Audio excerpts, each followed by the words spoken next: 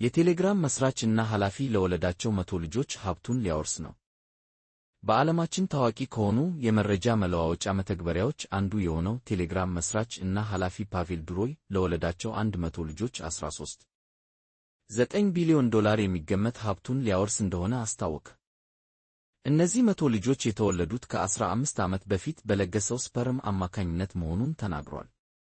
ሁሉም ልጆቼ ናቸው እናም እኩል መብት ይኖራቸዋል። እኔ ከሞትኩ በኋላ እርስ በርሳቸው እንዲበጣበጡ አልፈለግም ሲል ዱሮብ ለፈረንሳዩ የፖለቲካ መጽሔት ለፖይንት ተናግሯል። ፓቬል በአባትነት እያሳደጋቸው ያሉ 6 ልጆችን ከ3 አጋሮቹ አፍርቷል።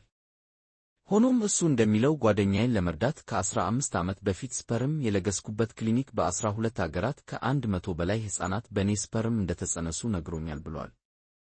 ሩሲያዊው የቴክኖሎጂ ባለጸጋ ጨምሮ እንደተናገረው ልጆቹ እርሳቸውን 30 ዓመት እስከሚሞላቸው ድረስ እንደማያገኙት ለመጽሔቱ ተናግሯል። አንድ ተራ ሰው እንዲኖሩ እፈልጋለሁ፣ በራሳቸው ሕይወታቸውን እንዲገነቡ፣ በራሳቸው መተማመን እንዲማሩ እንዲሁም መፍጠር እንዲችሉ እንጂ በባንክ አካውንታቸው ላይ ጥገኛ እንዲሆኑ አልፈልግም ሲል ተናግሯል።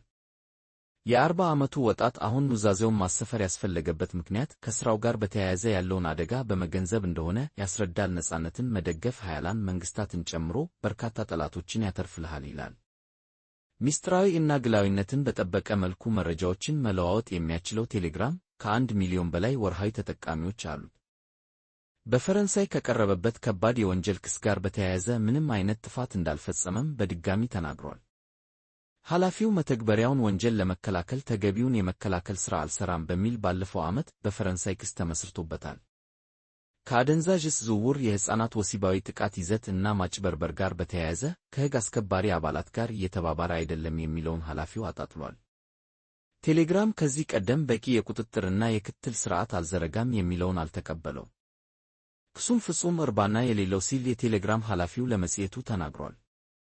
ወንጀለኞች የእኛን ጨምሮ ሌሎች መረጃ መለዋወጫ መተግበሪያዎችን ስለሚጠቀሙ እነዚህም መተግበሪያዎች የሚያስተዳድሩትን ወንጀለኛ አያደርጋቸውም ሲል አክሏል። በሩሲያ የተወለደው ፓቬል ቴሌግራም መቀመጫውን ባደረገበት ዱባይ ውስጥ ነው ነዋሪነቱ። ፓቬል የፈረንሳይ እና የተባበሩት አረብ ኤምሬትስ ጥምር ዜግነት አለው። የሩሲያው ማኅበራዊ ሚዲያ ቡኮንታኬ መሥራች የሆነው ፓቬል ከዚህ ቀደም ክሬምሊን ጽሑፎችን ሳንሱር እንዲያደርግ የቀረበለትን ጥያቄ ውድቅ በማድረጉ ከዚህ ማኅበራዊ ሚዲያ መባረሩን ተናግሯል። ፓቬል ቴሌግራምን የመሠረተው በአውሮፓውያኑ 2013 ሲሆን መተግበሪያውም በሩሲያ ውስጥ ተወዳጅ ሆኖ ቆይቷል። ቴሌግራም እስከ 200,000 አባላት ያሉትን ቡድኖችን መመስረት ይፈቅዳል።